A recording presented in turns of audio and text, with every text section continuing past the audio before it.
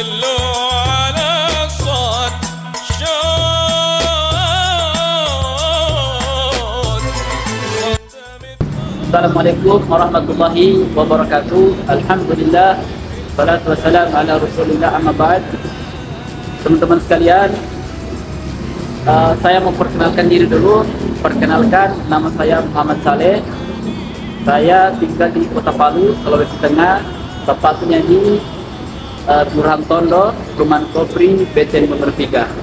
Saya kuliah di salah satu universitas yang ada di Kota Palu, tepatnya yaitu Universitas Palu Lampung, Fakultas Keguruan dan Ilmu Pendidikan, Program Studi Pendidikan Sejarah. Oke teman-teman sekalian, di sini saya sekarang berada di Masjid Al-Khairat, di mana merupakan masjid peninggalan atau yang dibangun oleh guru tua Al-Habib Idrus bin Salim Al-Jufri, dan ini merupakan salah satu masjid yang tertua di Kota Palu. Kita juga akan menjelaskan bagaimana sejarah dakwahnya guru tua di Kota Palu. Jadi mari kita sama-sama simak. Al-Habib Idrus bin Salim Al-Jufri atau lebih dikenal dengan Sayyid Idrus bin Salim Al-Jufri atau guru tua, lahir di Taris, Hadramaut, Yaman pada Senin 14 Sya'ban 1309 Hijriah atau 15 Maret tahun 1892. Beliau wafat di Kota Palu, Sulawesi Tengah pada hari Senin 12 Syawal tahun 1389 Hijriah atau 22 Desember tahun 1969 Masehi pada umur 77 tahun. Perjalanannya ke Indonesia yang pertama kali ketika beliau berumur kurang lebih 17 tahun. Al-Habib Salim, ayah beliau, membawa Habib Idrus berlayar ke Indonesia, tepatnya di kota Manado, untuk menemui ibunya yaitu Syarifah Nur Al-Jufri, serta Al-Habib Alwi dan Habib Syekh yang merupakan kedua saudara kandung Habib Idrus yang telah terlebih dahulu hijrah ke Indonesia. Setelah beberapa waktu di Indonesia, Al-Habib Idrus dan ayahnya kembali ke Hadramaut. Setibanya di Hadramaut, Habib Idrus mengajar di madrasah yang dipimpin oleh ayah beliau dan kemudian menikah dengan Syarifah Bahia dan dikaruniai 3 orang putra dan putri, yaitu Al-Habib Salim, Al-Habib Muhammad, dan Syarifah Raguan. Singkat cerita, awal kedatangan Habib Idrus di Wani, Kota Palu, Sulawesi Tengah dalam rangka memenuhi panggilan dari kakak beliau Al-Habib Sayyid Alwi bin Salim Al-Jufri untuk mengajar di Wani pada tahun 1929 Masehi. Kehadiran Habib Idrus di Wani merupakan wujud dari keinginan masyarakat setempat yang ingin mengenal Islam lebih baik. Mereka pun bersama-sama mendirikan sebuah tempat yang digunakan proses belajar mengajar. Madrasah pendidikan ini diberi nama Al-Hidayah, yang mana memiliki kesamaan dengan madrasah yang telah dibangun oleh dua bersaudara Al-Habib Ali Al-Habsyi dan Al-Habib Abdullah Al-Habsyi di Tojo Una-Una, Ampana. Belanda mulanya memberikan izin pendirian Madrasah Al-Hidayah, namun ketika pecah pemberontakan Salumpaga di Toli-Toli, pihak Belanda kemudian menutup madrasah tersebut karena dianggap dapat mempengaruhi pemikiran rakyat. Bahkan beberapa murid Al-Habib Idrus dituduh terlibat pemberontakan. Buku yang menjadi sorotan Belanda pada waktu itu adalah kitab Izzatun Nashin karya Mustafa Al-Ghalaini pada tahun 1930 Masehi. Al-Habib Idrus pun pindah ke kota Palu yang kala itu bernama Celebes.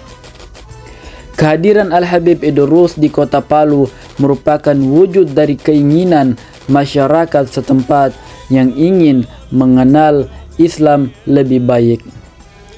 Habib Idrus menggunakan ruangan toko Haji Quraisy di Kampung Ujuna sebagai ruangan belajar mengajar, dan kemudian pindah ke rumah almarhum Haji Dai Maroca di Kampung Baru di depan Masjid Jami. Dengan dukungan dari warga setempat serta konsistensi guru tua, pada tanggal 14 Muharram 1349 Hijriah atau tanggal 30 Juni tahun 1930, bertempat di lantai bawah rumah Haji Dai Maroca di depan Masjid Jami, lembaga pendidikan Islam Al-Khairat diresmikan. Perjalanan sebagai seorang guru dakwah dan pendidik semakin memantapkan niat beliau untuk menetap di kota Palu, Sulawesi Tengah. Dalam pengembangan pendidikan dakwah, guru tua pun memutuskan untuk menikahi salah seorang bangsawan putri Kaili yang juga merupakan sosok perempuan yang sangat berperan dalam pengembangan Al-Khairat yang hingga kini telah beberapa kali berganti nama yayasan. Dengan ketetapan hati dan petunjuk dari Allah Subhanahu wa taala, pada tahun 1931 Masehi, guru tua pun menikahi Ince Ami. Dari perkawinan ini, beliau dikaruniai 2 orang putri, yaitu Syarifah Siddah dan Syarifah Sa'diyah binti Idrus. Syarifah Siddah dilahirkan pada tahun 1934 Masehi dan Syarifah Sa'diyah dilahirkan pada tahun 1937 Masehi. Lokasi lantai dasar dimanfaatkan oleh Ince Ami sebagai tempat tinggal bagi para murid laki-laki, juga tempat mengajar guru tua. Sedangkan bagi para perempuan, mereka tinggal di lantai 2 sambil dapat terus belajar kepada guru tua. Keberadaan para murid-murid ini sangat membantu kinerja guru tua dalam bidang pendidikan. Beberapa dari mereka dikirim oleh guru tua ke daerah pelosok untuk mengajar.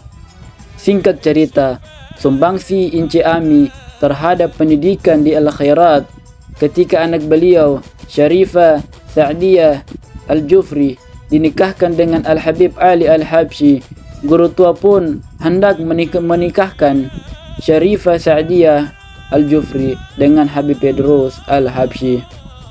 Namun keinginan besar dan cita-cita Syarifah Sa'diyah Al-Jufri untuk memajukan pendidikan perempuan Kaili membuatnya menolak untuk dinikahkan pada usia muda.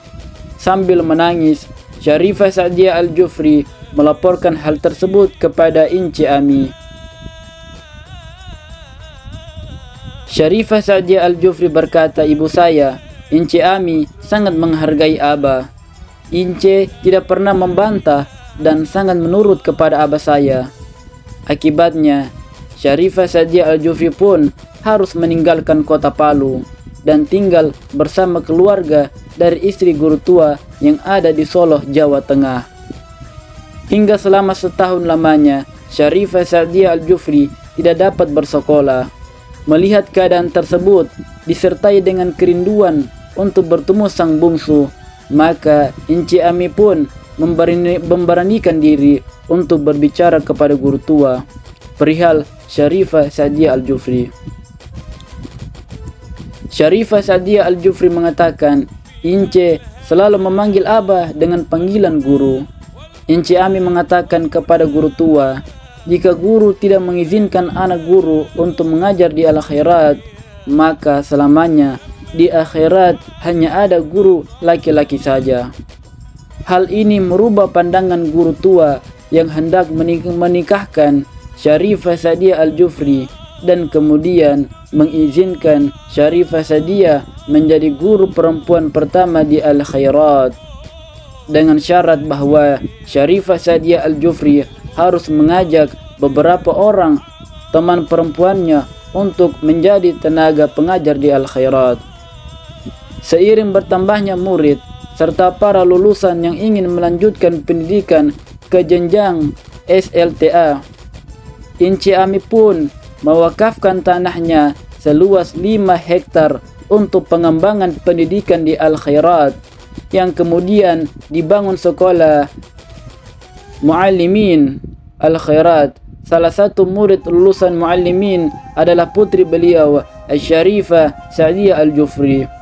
Di dalam kompleks Al-Khairat Pusat terdapat berbagai jenjang pendidikan, dari tempat pendidikan agama, TK, SD, Ibtidaiyah, SMP Sanawiyah, Aliyah, SMK, Panti Asuhan, dan pondok pesantren yang berada di bawah naungan pengurus Basa Al-Khairat atau lebih dikenal dengan Yayasan Al-Khairat Pusat Palu.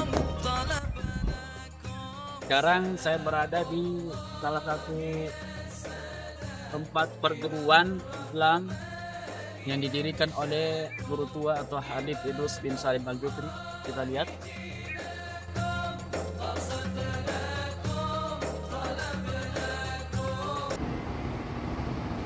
Di samping saya ini merupakan makam dari guru tua atau Habib Idrus bin Salim Al-Jufri. Dan di sini juga ada beberapa makam dari istri-istri beliau, anak-anak beliau, cucu-cucunya, dan keturunannya. Jadi setelah Al-Habib Idrus bin Salim Al-Jufri atau guru tua meninggal dunia, jadi ketua utama Al-Khairat digantikan oleh anak beliau yang bernama Al-Habib Muhammad bin Idrus bin Salim Al-Jufri. Makamnya ada di samping beliau. Dan setelah Al-Habib Muhammad bin Idrus bin Salim Al-Jufri meninggal dunia tahun 1975, maka digantikan oleh anak beliau Al-Habib Segaf bin Muhammad bin Idrus bin Salim Al-Jufri sampai di tahun 2021. Dan tepat pada tanggal 3 Agustus 2021 Al-Habib Segaf mengembuskan nafas terakhir, dan beliau mewasiatkan setelah beliau wafat, maka ketua utama Al-Khairat digantikan oleh anak beliau yang bernama Al-Habib Alwi bin Segaf bin Muhammad bin Idrus bin Salim Al-Jufri. Oke teman-teman, itulah tadi sejarah singkat mengenai dakwah seorang guru tua di Lembah Palu ini, Sulawesi Tengah. Saya Muhammad Saleh undur diri. Assalamualaikum warahmatullahi wabarakatuh.